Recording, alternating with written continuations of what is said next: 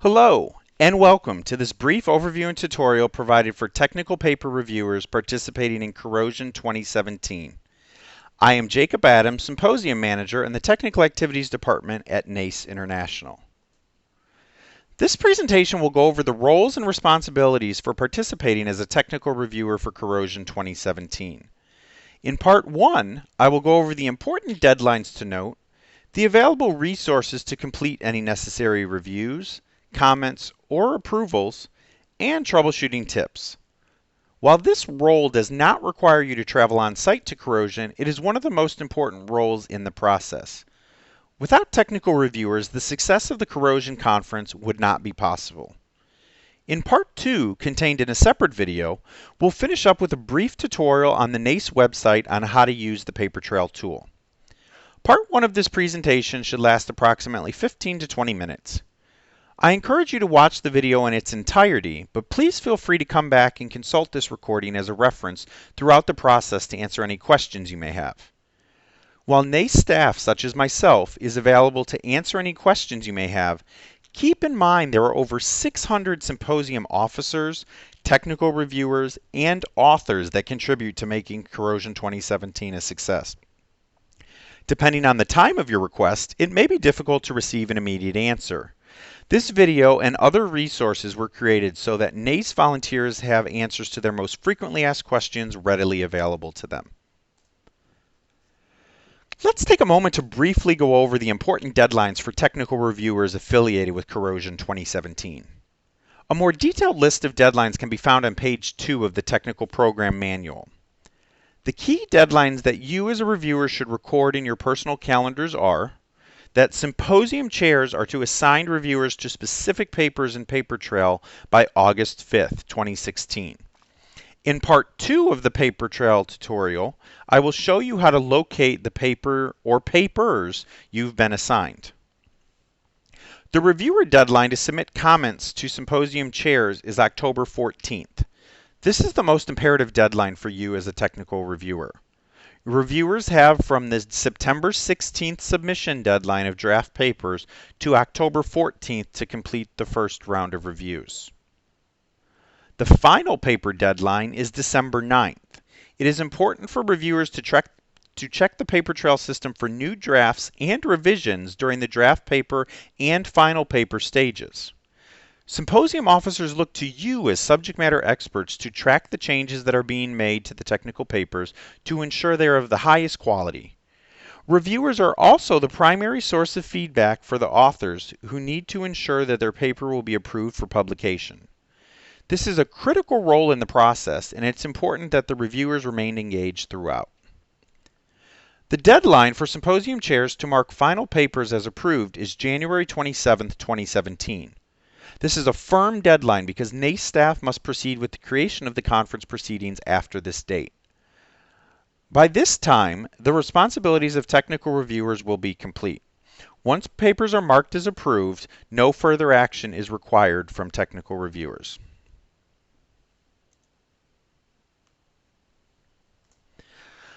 I just briefly want to touch on the topic of extension requests. Extension requests are possible, but not encouraged, as it shortens the time frame for other stakeholders such as technical reviewers to complete the required tasks related to the paper and presentation review process. Insufficient time to prepare a written paper is not a valid reason. This is why all stakeholders are encouraged to add calendar reminders early so everyone can plan accordingly. Should an author require an extension, they must contact the symposium chair. The symposium chair must notify SNACE staff of the approval or denial of such requests, and the symposium chair should mention it in the comments section of Paper Trail as to why the extension was or was not granted. I'm mentioning this because there's a chance that you will be assigned to review a paper that may have requested an extension. It's important for you to know that if an extension request is granted, that will shorten the time that you are provided to review their content for the upcoming deadline. The request must occur at least 10 days prior to the deadline. An important thing to keep in mind is that there's a maximum of one deadline extension request for the entire process. For example, If an author requests an extension to upload their draft paper, they cannot receive an extension request for their final paper. If an author cannot make the subsequent deadlines, they are at risk of having their paper withdrawn from the program. Again, if you as a reviewer come across any issues with authors requesting an extension on a particular deadline, ask them to refer to the technical program manual or request that they contact myself or another NACE staff member.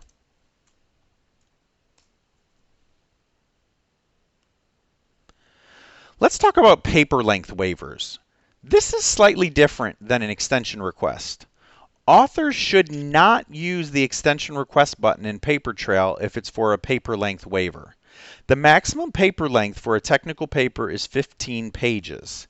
If you as a reviewer come across a paper within your symposium that exceeds the 15-page limit, you must notify your symposium chair so they can complete the appropriate form to request a waiver.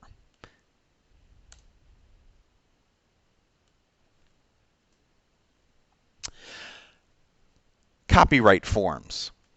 Copyright forms must be completed by the primary author prior to uploading their paper. This form may not be altered. Authors have been encouraged to begin the copyright approval process early. Symposium officers cannot grant exceptions to authors who do not submit a form. No form means no paper or presentation can be presented at Corrosion, and their paper will not be included in the published proceedings. I'm mentioning this to you as a technical reviewer because as you review the draft and final papers that are uploaded to the PaperTrail system, please note if there is any additional language that is contained either in the beginning or at the end of the paper as an acknowledgement of any sort of copyright or restrictions or permissions that would be given by their company. This should be addressed in the copyright form. Any alterations to the NACE copyright form are not accepted.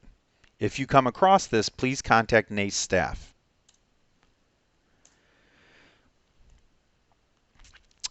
On to the next topic of commercialism. So what is commercialism? I'd like to start off by discussing trade names and what exactly it means. A trade name is a name given by a manufacturer or a merchant to a product, process, or service to distinguish it as made or sold by them, which may or may not be used or protected as a trademark. Trade names may also refer to any name under which they do business, for example, a company name, association, or organization. This definition also includes company names, product names, or software names. Visually, it would also include the logo of a company or a product. No more than one reference to any trade name, company, or product may be made in the paper or presentation. If you discover a paper that does include a trade name, company name, product, or logo more than once, you should request that the author remove it before allowing them to proceed to the next step. You can do this by putting this in the comment section of PaperTrail. If it is discovered during the presentation process on site, symposium chairs and vice chairs will be asked to interrupt the presentation to identify the commercialism. For those that are inclined to reference trade names, a helpful resource was created and approved by the ACPC that indicates the common names of alloys. This list can be found in the Resources tab in PaperTrail, which you have access to. This list is not only helpful for authors, but also for officers and for you as a reviewer, as you can reference it in the process of reviewing their draft and final papers. After reviewing the paper for commercialism, you should ask yourself, did this paper read as an advertisement for a company, product, or service? You should be able to respond with a no.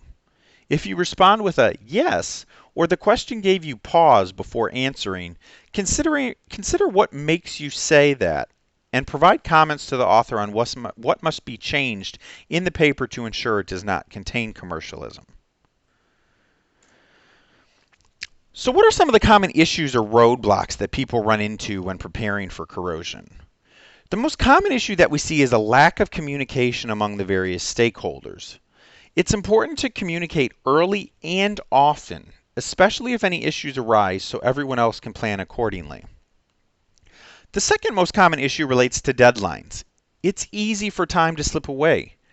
NACE volunteers, such as yourself, have competing commitments, including your day job and your family life. It's important to add important deadlines to your calendar to ensure that you complete your tasks and requirements in a timely manner. This leads me to my next item, which is time management.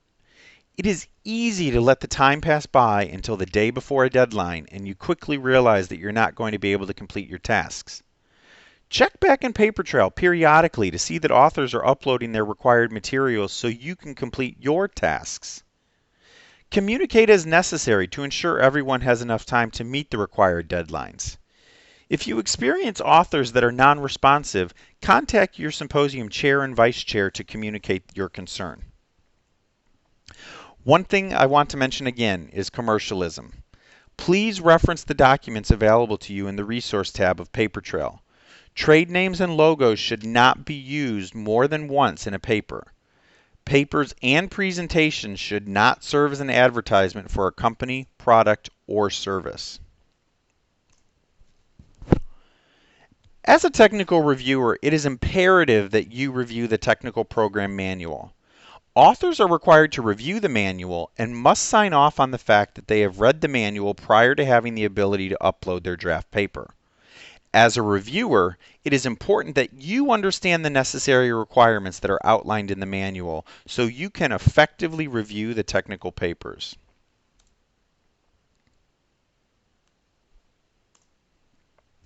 Before we dig any deeper into the process, I want to highlight some of the changes that will occur with Corrosion 2017. First, the Technical Program Manual has been revised to streamline the requirements for authors to follow for their technical paper and their presentation slides. This is to ease the burden on authors in a manner that relaxes the required formatting, yet preserves the Corrosion brand. The streamlining of the Technical Program Manual is also to ease the burden on you as a technical reviewer in the review process. Second, NACE staff will no longer participate in the review of technical papers. What this means for authors is that there will not be any editorial suggestions with regards to grammar or sentence structure in the review process. Authors have been made aware of this change and have been asked to plan accordingly. Third, reviewers such as yourself, the subject matter experts, will still review papers for technical and scientific accuracy as well as for adherence to the streamlined Technical Program Manual. Your primary focus will remain the technical content, but also to ensure that there are no issues with commercial bias referring to trade names and company names in the paper. One thing I want to stress is that reviewers will not be responsible for grammar, sentence structure, or typographical errors.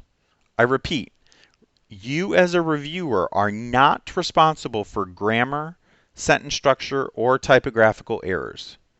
If a reviewer notices significant issues with grammar or sentence structure, they are welcome to mention it in their comments to the author, but they are not required to make suggested edits on behalf of the author. That is the author's responsibility to do so.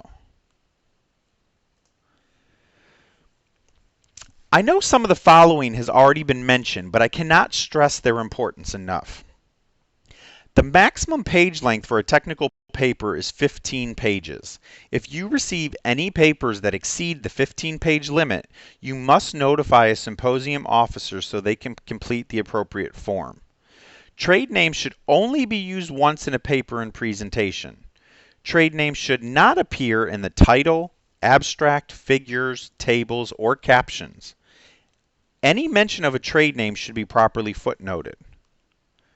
Again, all authors must check a box in Paper Trail indicating that they have read, understand, and agree to comply with the Technical Program Manual.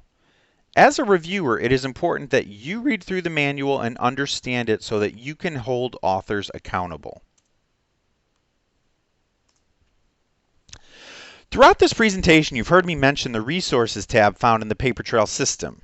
I will show you a tutorial in just a moment to show you how to access the Resources tab, but on the right, you'll see a screenshot of what is provided for you for Corrosion 2017.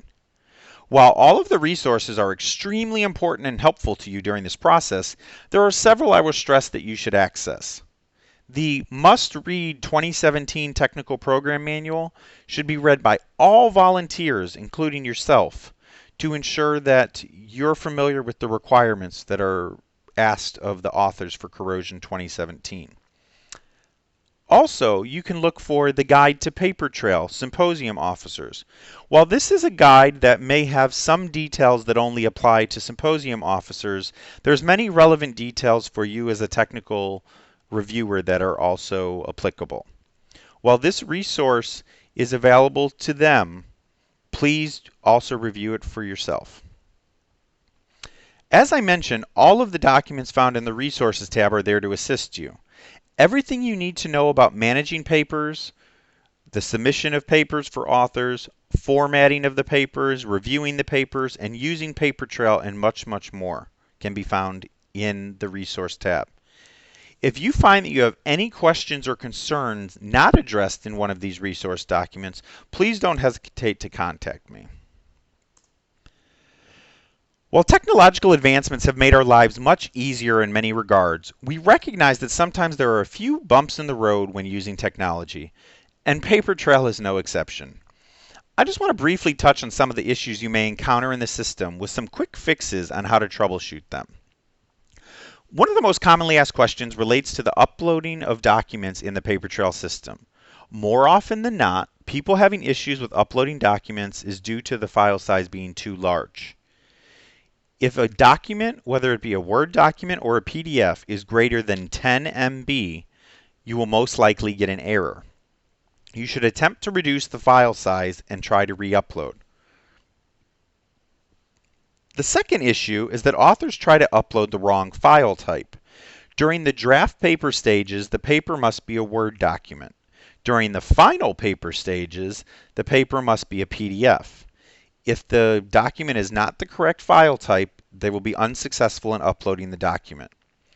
If you are somehow contacted by an author that is experiencing this issue, it's important to know that file type and file size may be the reason why they cannot upload to the system.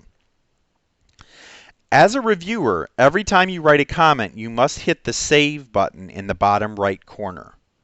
The Paper Trail system should then send an automatically generated email to the author stating that there is feedback. Some officers and reviewers have had issues with saving comments. This is because the system does not allow you to utilize special characters in the text box. If your comments must include such characters, it is best to add your comments to a Word document, save that Word document, and then upload that Word document as an attachment within the Paper Trail tool before you attempt to hit the Save button. In some instances, you may receive some sort of error message when attempting to upload a file. This could be due to security settings or firewall restrictions set by your employer or specific settings on your computer. This is more likely to happen for our authors or reviewers or symposium officers that are affiliated with academic institutions or the military, as they tend to have more strict security on their machines. Please contact your IT department to resolve this issue or perhaps attempt to access the system from a home computer. While it can be frustrating at times to deal with technology, it is important that you do not email your files directly to reviewers, authors, or NACE staff. The only way for progress of the technical papers and presentations to be tracked are within the Paper Trail system.